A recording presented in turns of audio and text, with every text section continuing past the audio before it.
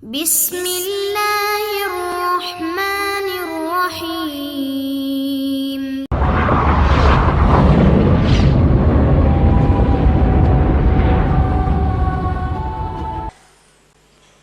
Bismillahirrahmanirrahim.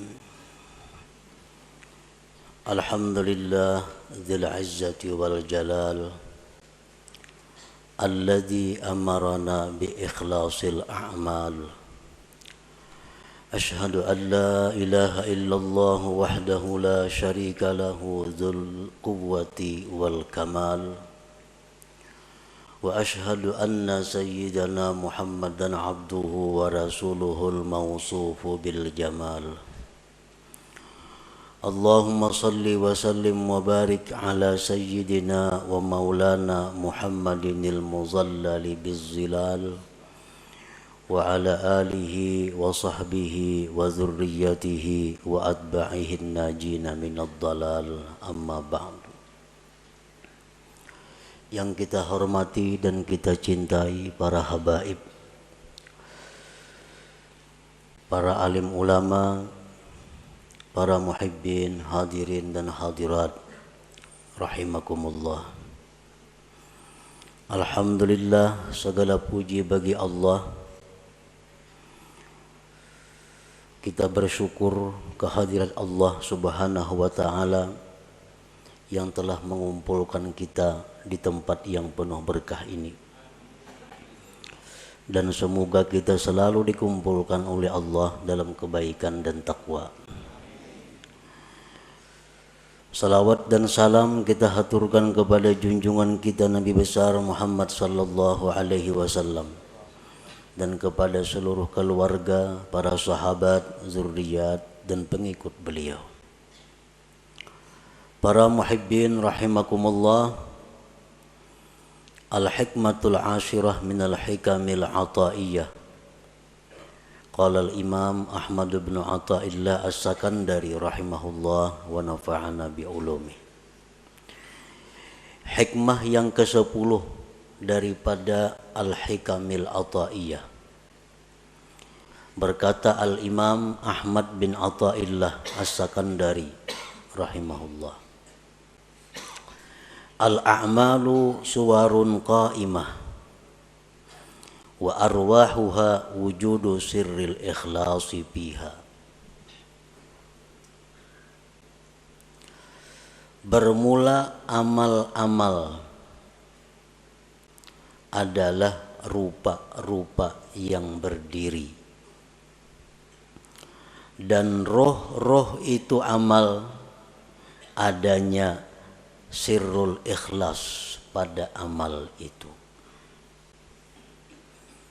Nah, para muhibbin rahimakumullah,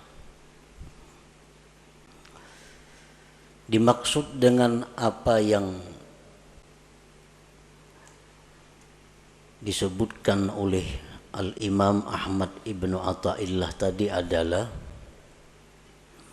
al-a'malul jismaniyatu wal qalbiyatu ajsadun.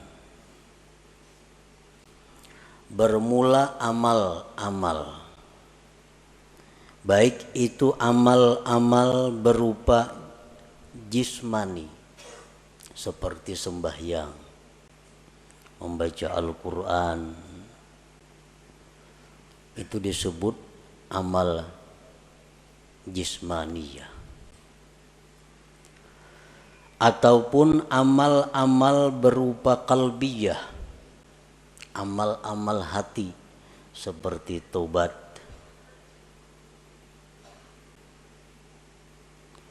Ajsadun, amal-amal itu seperti jasad, seperti tubuh.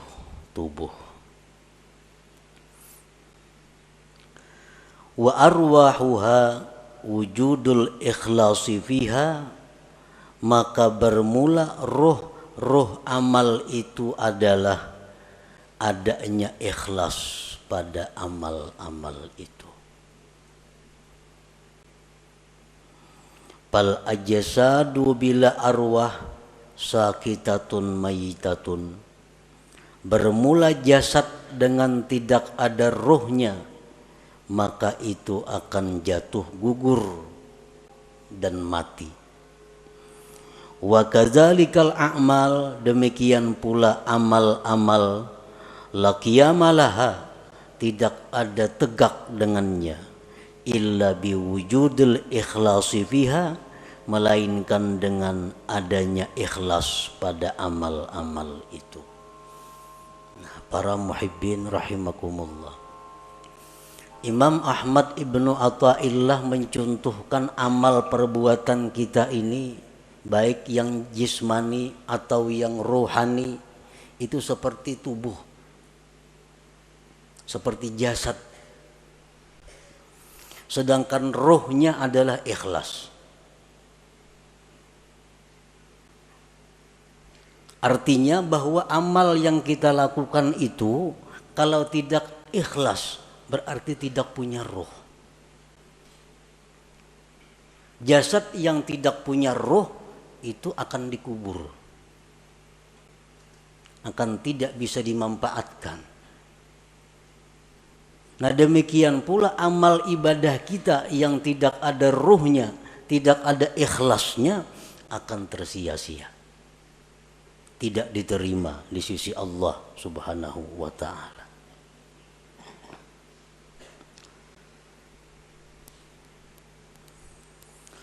Qala Allah Ta'ala fi kitabihil karim, man kana yuridul ajila ta'ajjalna lahu fiha ma nasha liman nurid thumma ja'alna lahu jahannama yaslaha mazmuman madhura. Barang siapa yang beribadah kepada Allah, sembahyang, puasa, membaca Al-Quran, menuntut ilmu, beriktikaf, bersadaqah, berwakaf. Barang siapa yang beribadah kepada Allah dengan tujuan duniawi, nah, dengan tujuan dunia. Orang bersadaqah tujuan supaya dipuji, dia sembahyang dengan tujuan disanjung orang, maka ujar Tuhan, kami segerakan baginya padanya yang kami kehendaki bagi orang yang kami kehendaki. Maka artinya yang dia maksud dengan pujian itu akan didapatkannya. Dia sembahyang ingin dipuji orang, maka pujian itu akan datang kepadanya. Dia bersedekah ingin dihormati orang, maka kehormatan itu akan datang kepadanya. Summa ja'alna lahu jahannama yaslaha, kemudian kami jadikan bagi dia neraka jahanam yang dia masuki, mazmuman, hal keadaan tercela, madhuran, dan dilaknat Allah. Surat Al-Isra ayat 18. Nah, artinya orang yang beramal ibadah dengan tujuan dunia, tidak karena Allah, bukan hanya kada diterima oleh Allah, tetapi disiksa. Faqad bayyanallahu ta'ala fi hadhil ayah anna man 'amila li ghairi wajhillah fala thawaba lahu fil akhirah wa ma'wahu jahannam. Sungguh menjelaskan Allah pada ini ayat, barang siapa yang beramal bukan karena Allah, tidak ada pahala baginya di akhirat dan tempatnya adalah jahannam.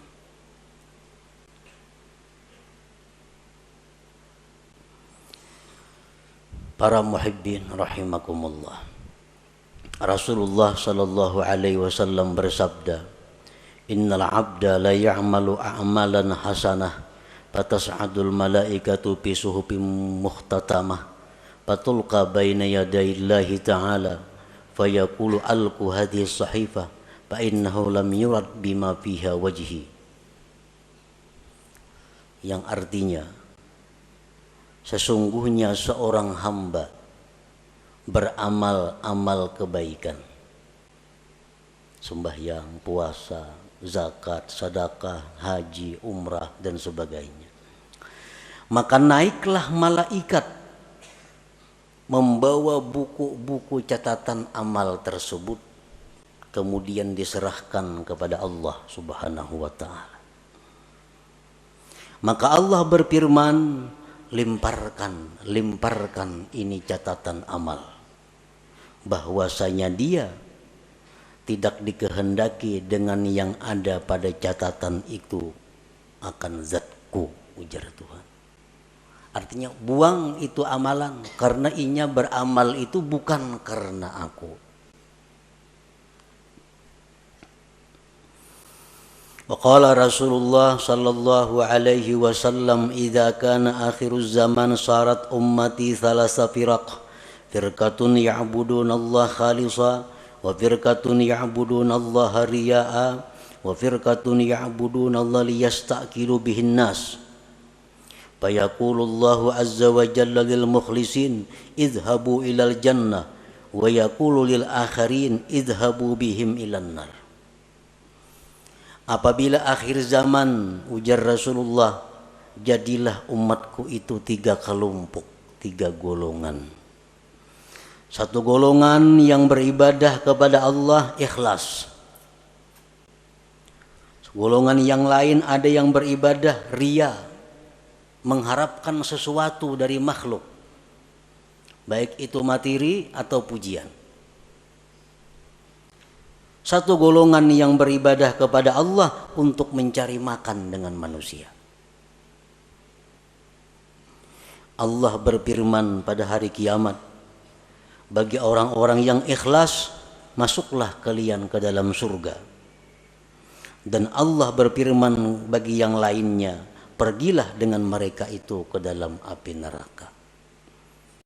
Para muhibbin rahimakumullah, dengan dalil-dalil ini jelas bahwasanya ikhlas itu adalah satu kewajiban yang mesti ada dalam setiap amal ibadah. Tanpa ikhlas, amal ibadah itu tersia-sia, dan kita pun akan disiksa oleh Allah Subhanahu wa ta'ala. Nah, para muhibbin rahimakumullah, dengan demikian kita wajib belajar apa itu ikhlas, dan kita wajib berusaha untuk bisa mendapatkan ikhlas itu, agar kita menjadi orang yang selamat di akhirat nanti. Nah, berbagai macam pendapat para ulama tentang ikhlas itu apa. Satu syekh mengatakan ikhlas itu ini. Ada lagi imam ini mengatakan ikhlas itu macam ini. Ada lagi seorang guru menyatakan ikhlas itu macam ini. Nah, kita ambil dari sekian banyak pendapat tentang ikhlas itu satu pendapat daripada para imam-imam itu. Al-ikhlasu ala salasi darajat. Ikhlas itu 3 tingkat. 3 tingkatan. Yang pertama disebut darajatil awam, ikhlas tingkatan orang awam. Ini ikhlas sudah ada punya harga di sisi Allah, walaupun murah daripada tingkatan yang berikutnya, tapi sudah dihargai oleh Allah. Kita beribadah sembahyang, kita pakai ikhlas orang awam, itu sudah berharga. Cuma harganya lebih murah dibanding ikhlas tingkatan-tingkatan yang berikutnya. Nah, ikhlas orang awam ini artinya adalah ifradul haq bi kasdil ibadah ma'a talabil huzuzid dunyawiyyati wal ukhrawiyyah ka hifzil badan wal mal wa sa'atir rizq wa dukhulil jannah wan najati minan nar. Ikhlasnya orang awam itu adalah mengesahkan Tuhan pada tujuan ibadah. Memang inya beribadah itu tujuannya adalah semata-mata karena Allah. Tidak ada karena yang lain. Nah, inya sembahyang karena Allah. Tetapi beserta meminta, menuntut bahagian-bahagian duniawi dan ukhrawi. Inya sembahyang karena Allah. Di samping itu mudahan diluaskan Allah rezeki, mudahan dipeliharakan Allah harta nang ada, mudahan mati masuk ke surga, mudahan terhindar daripada api neraka contohnya. Nah, ini sudah ikhlas untuk golongan orang-orang awam. Inya berzakat tuhnya karena disuruh Allah, perintah Allah. Tetapi ini ada minta kepada Allah. Dengan berzakat ini dia minta kepada Allah agar hartanya bertambah, hartanya terpelihara, hidupnya selamat dunia dan akhirat. Nah, ini ikhlasnya orang awam. Beribadah semata-mata hanya karena Allah, tetapi ada minta macam-macam dengan Allah. Baik itu urusan duniawi atau ukhrawi. Nah, ini sudah masuk ikhlas. Walaupun ikhlas yang paling rendah. Kita membaca surat Waqiah umpamanya. Membaca surah Waqiah karena Allah. Tapi ada harapan, mudah-mudahan diluaskan Tuhan rezeki. Nah, itu ikhlas ngarannya. Tapi ikhlas tingkatan orang awam.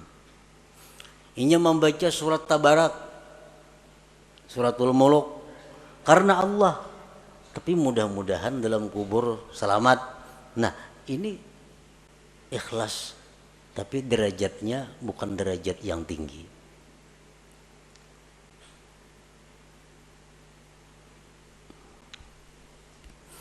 Yang kedua, darajatul khawas, derajat ikhlas orang khawas. Ifradul haqqi fil ibadah ma'a talabil huzuzil ukhrawiyah kadukhulil jannati wan najati minan nar wal ma'rifati wal musyahadati wa ghairiha. Ikhlas tingkatan nang kedua tertinggi ini, talarang Allah menghargai daripada yang pertama tadi. Nah, ikhlas derajat yang kedua ini adalah mengesahkan Allah pada ibadah. Artinya inya beribadah itu semata-mata hanya karena Allah, kada ada karena yang lain. Tetapi serta tuntutan akhirat, masuk surga, selamat daripada api neraka, diberi Tuhan ma'rifat, diberi Tuhan musyahadah. Nah, ini nang dituntutnya kepada Allah. Nya berzikir umpamanya 1000 sehari atau 10.000 sehari. La ilaha illallah, la ilaha illallah. Tujuannya apa berzikir ini? Karena Allah. Allah nyuruh berzikir. Tapi inya minta kepada Allah agar diberi makrifat kepada Allah, agar diberi musyahadah.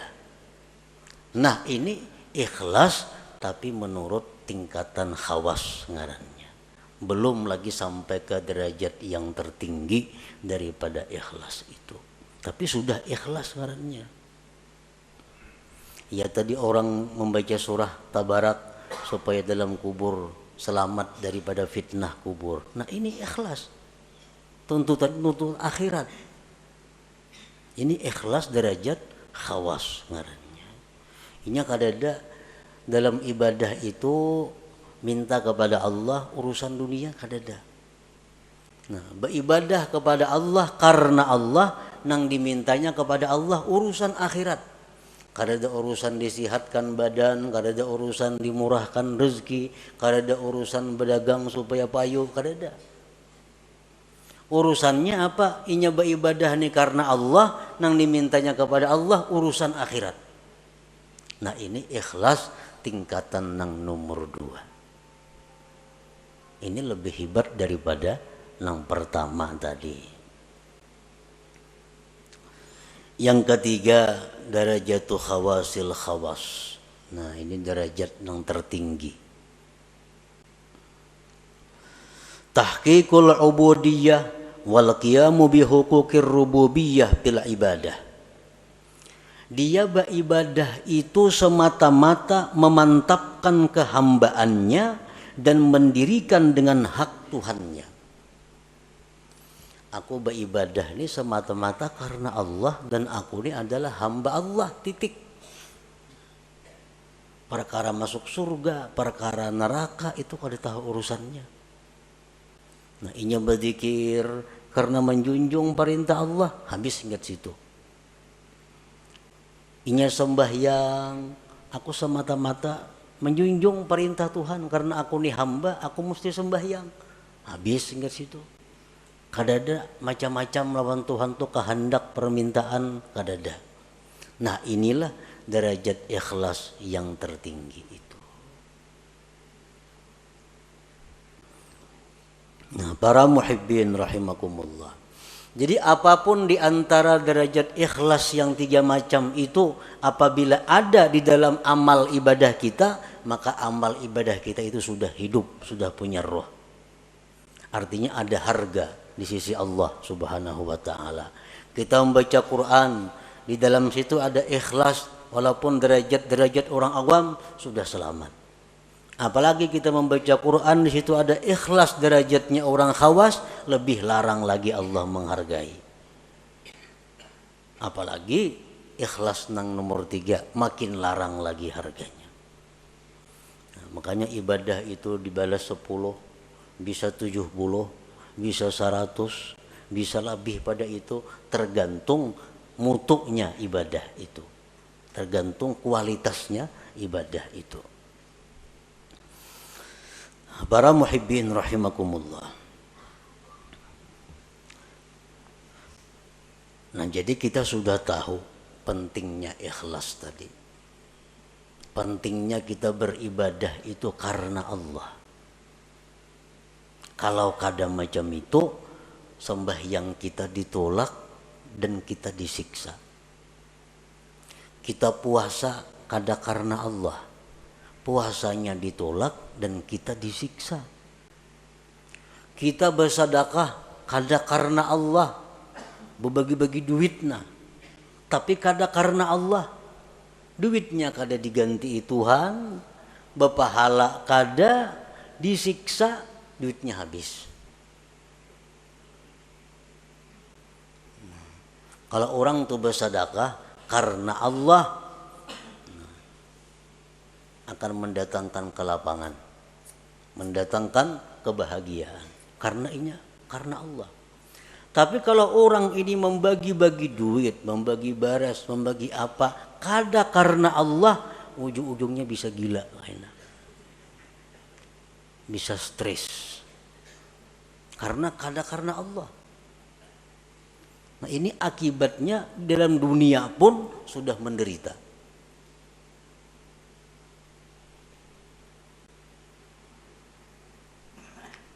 Jadi ikhlas ini bukan hanya perkara diterima kada diterima, disiksanya ini yang jadi masalah. Sembahyang nang mestinya jadi ibadah berbalik menjadi maksiat. Membaca Quran nang mestinya ibadah karena kada ikhlas jadi maksiat. Bersedekah nang mestinya ibadah tapi karena kada ikhlas jadi maksiat. Nah, oleh karena itu kita wajib fardhu ain mempelajari apa itu ikhlas supaya bisa amal itu diterima oleh Allah Subhanahu wa taala. Dan sesudah kita belajar ikhlas tadi macam itu, tinggal kita berusaha bagaimana cara mengamalkan, bisa melakukan ikhlas itu. Para muhibbin rahimakumullah. Yuktasabul ikhlas bitadabburil ayati wal akhbar fi targhibil ikhlas wa tarhibir riya. Nah, supaya kawa ikhlas, kita sudah tahu tuh di ikhlas tadi, ibadah nang karena Allah, kada ada karena nang lain-lain, itu ikhlas. Tahu sudah kita. Cuma kayak apa supaya kawa supaya kau menerapkan itu di dalam ibadah kita. Nah, ikhlas itu diusahai pertama dengan merenungi ayat-ayat, hadis-hadis yang menggemarkan ikhlas dan menakuti riya. Nah, kita cari, kita renungi Al-Quran, bagaimana memuji orang yang ikhlas. Al-Quran, Al-Hadis, bagaimana menerangkan akibat surga terhadap orang yang ikhlas. Al-Quran, Al-Hadis menakutkan bagaimana orang yang kada ikhlas. Orang yang kada ikhlas itu beramal, apapun amal ibadah, kada ikhlas. Itu di akhirat dipanggil Allah dengan panggilan ya munafik, hai munafik. Ya ghadir, hai penipu. Nah, kita tuh beribadah kada ikhlas. Allah memanggil di akhirat dengan panggilan hai penipu, hai orang munafik. Nah, ini yang kita renungi hadis-hadis seperti ini agar kita bisa ikhlas. Bahkan diriwayatkan bahwa orang yang tidak ikhlas itu nanti di akhirat akan diulu-ulu oleh Allah. Sebagaimana dia dalam dunia mengulu-ulu kepada Allah. Kan sembahyang. Tapi sembahyang ini yang dicarinya adalah pujian. Itu mah ulu-ulu Tuhan ngarannya. Kisahnya menyembah Tuhan, tapi hatinya menyembah orang yang dia harapkan. Nah, di akhirat dibalas Allah. Jar Tuhan pulang bin pulan masukkan ke surga. Masukkan. Nah, bejurut kesukaan ke surga. Sampai kamu ke pintu surga ditutup orang pintunya, tak ditutup. Ujar Tuhan dalam dunia ikam maulu-ulu aku, sekarang giliranku maulu-ulu ikam. Nah, ditampayakan surga kenikmatan sekalinya kada boleh masuk ke neraka dulu singgah. Nah, inilah akibat orang yang maulu-ulu Allah di dalam dunia. Bersedekah itu ibadah. Mestinya karena Allah. Tapi kalau kada karena Allah itu istihza billah, maulu-ulu dengan Allah. Allah akan membalas nantinya ulu-ulu itu di akhirat. Nah, jadi kita untuk dapat ikhlas itu pertama merenungi ayat Quran, hadis-hadis Nabi tentang bagaimana orang ikhlas, bagaimana akibatnya orang itu mun kada ikhlas. Yang kedua, supaya bisa ikhlas itu wa bi ikhfa'i wa kitmanil hasanati wal a'malis shalihat, menyembunyikan amal-amal saleh itu baik waktu melakukannya atau sesudah melakukannya. Nah, bersembunyi ini mendukung supaya ikhlas. Beramal saleh, sembahyang sunat, pokoknya hal-hal yang kada disuruh kita benampak, sembunyikan amal-amal itu. Jangan dikisah-kisahkan, jangan dikuya-kuya karena mengurangi nilainya, bahkan bisa menggugurkan pahala. Nah, kita menyimpan amal saleh serapi-rapinya itu membantu keikhlasan. Yang selanjutnya agar kita bisa ikhlas, nah ini yang paling penting, wabikat ittama anil khalqi, memutus tamak daripada makhluk. Selama kita masih tamak dengan makhluk, kita sulit untuk ikhlas itu. Nah, selama kita masih ada yang kita kehendaki daripada makhluk, sulit untuk ikhlas. Kita kepingin makhluk itu sayang lawan kita kepingin makhluk itu hormat lawan kita kepingin makhluk itu mencintai kita kepingin makhluk itu memberi sesuatu kepada kita kepingin makhluk itu agar memilih kita. Selama itu ada dalam hati, kita sulit untuk ikhlas. Nah, sulit untuk ikhlas. Jadi putuskan harapan-harapan kepada makhluk.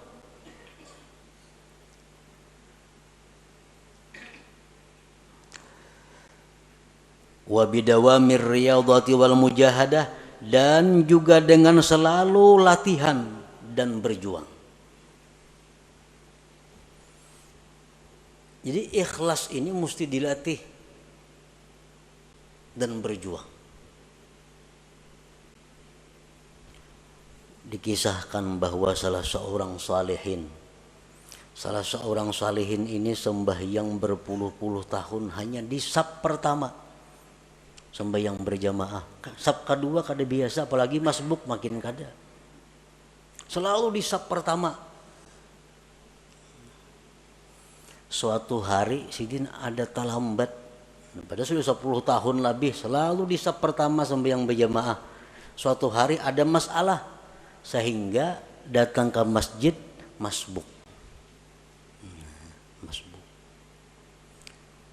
Lalu ujar Sidin, aku merasa supan masbuk nih, merasa supan karena mahir di saf pertama. Sekarang masbuk aku merasa supan. Nah, begitu merasa supan, lalu Sidin menyimpulkan bahwa yang selama ini aku sembah yang di saf pertama itu adalah riya, bukan karena Allah. Buktinya aku hari ini supan sembahyang masbuk. Lalu ujar Sidin, sembahyang yang sekian puluh tahun tadi aku qadha hari demi hari, aku hari demi hari diqadha. Nah, ini ngarannya adalah riyadhah wal mujahadah. Nah, kita sembahyang ada tadi asa ada riyanya, ulangi sembahyang biasa. Nah, di rumah surangan sampai bujur-bujur murni sembahyang kita. Kita tadi berzikir, kita tadi membaca Quran di tengah orang banyak. Tadi rasanya asa ada riya nih. Kayaknya di kamar buliki sorangan membaca. Nah, ini riyadhah wal mujahadah untuk mendatangkan ikhlas ke dalam diri kita.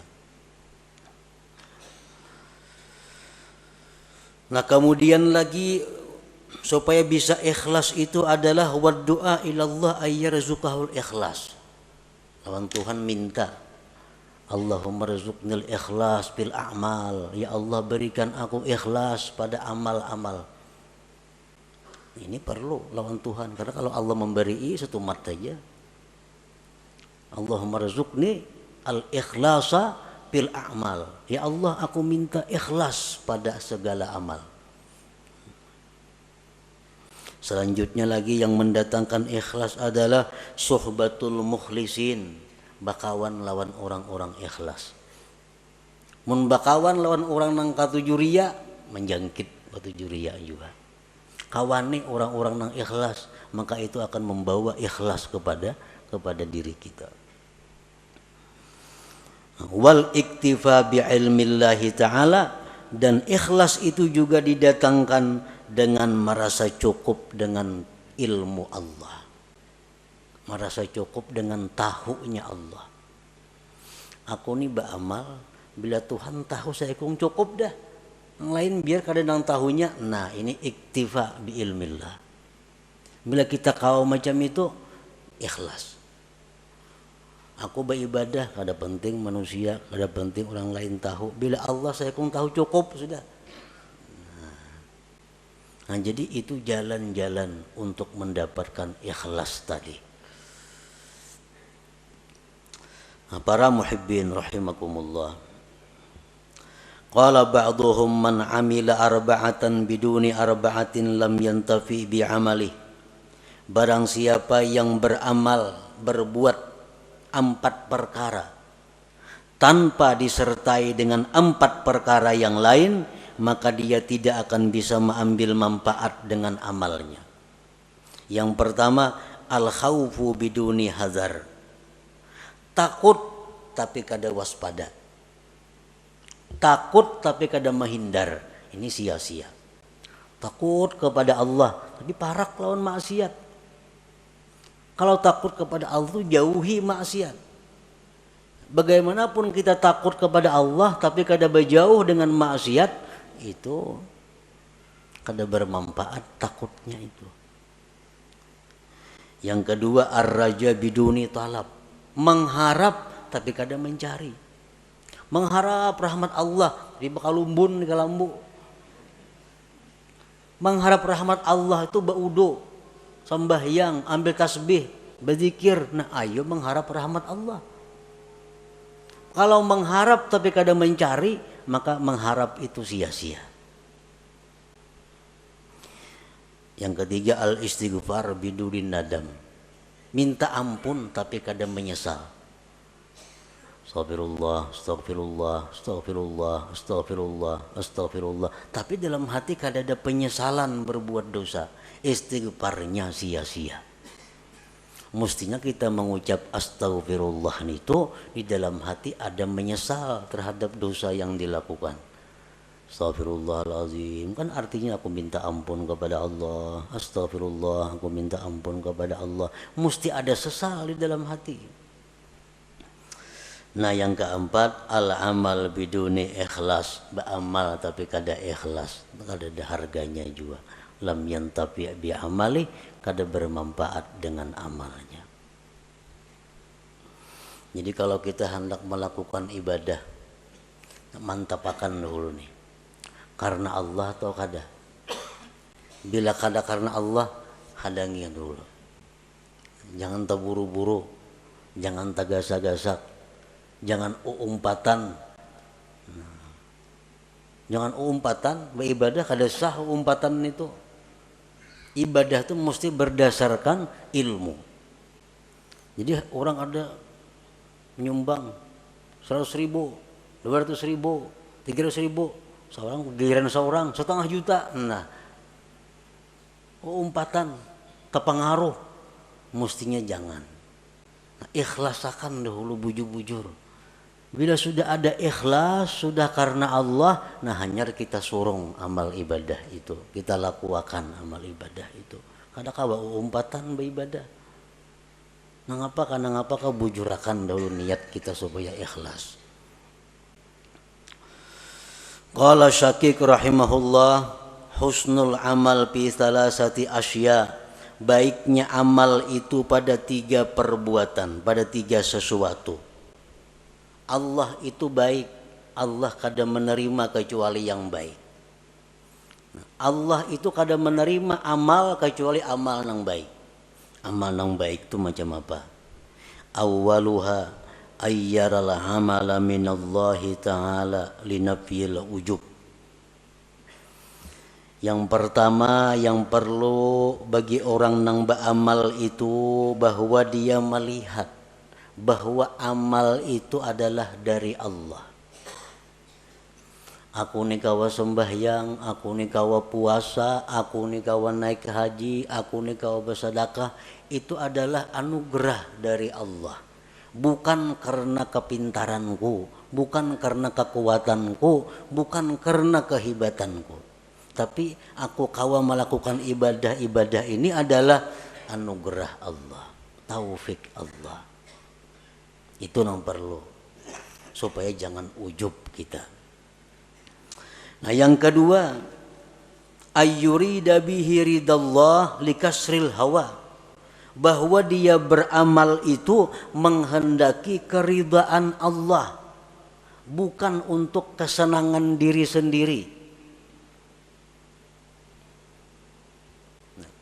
Beramal, beribadah itu yang kita cari itu adalah kesenangan Tuhan, bukan ibadah nang pas lawan kehendak nafsu. Ini ada ibadah itu nang pas lawan kehendak nafsu. Nah itu bukan itu yang kita cari.